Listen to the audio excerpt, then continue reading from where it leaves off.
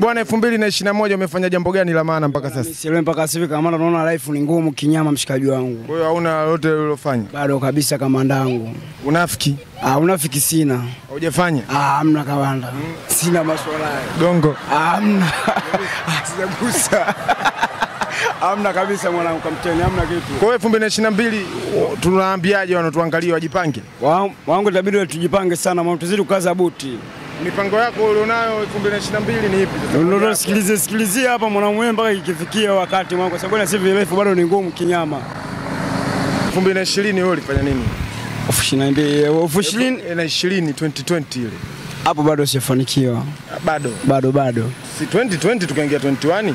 Bado. 20 hujafanya jambo. Bado sijafanya jambo. 21? Bado sijafanya. 22 sasa babangu hii hapa. Emtee. Sasa hujajua nasemaje Emtee babu? Bado mwanangu, bado mambo bado hajakaa mazuri. Sasa kusubscribe hapo. Bwana hamna noma kamanda zangu aisee. Big up sana mzee. Sasa kusubscribe. Aisee mna jina gumu kidogo mzee, mpaka nalitoka mzee.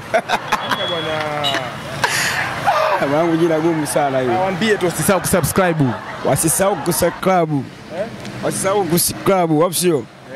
Sawa. Nyama mwingi babu. Nyama mwingi sana. 5. Big up sana mzee. Kwa hiyo mwanangu 2021 tumeambulia patupu. Mwanangu patupu kabisa. Dangerous. Mwanangu, yani dangerous. Hebu kamata mic waambie kwamba mimi 2021 sijafanya chochote. Mwanangu endelea, komaa tukimganika. Usiogope. Komaa. Usiogope. Komaa. Ni komaa na mic. Kwa nini nikusemee sasa kwa niaba? Bwana kamkubwa ameniruhusu. Anasema hivi, 2020 hakufanya kitu. 2021 inaisha, hajafanya kitu. Alafu 2022 anasikilizia mchongo nilompa hapa. Bwana bless up mwanangu. Hamna noma mwanangu, big up sana mwanangu. Poa mwanangu.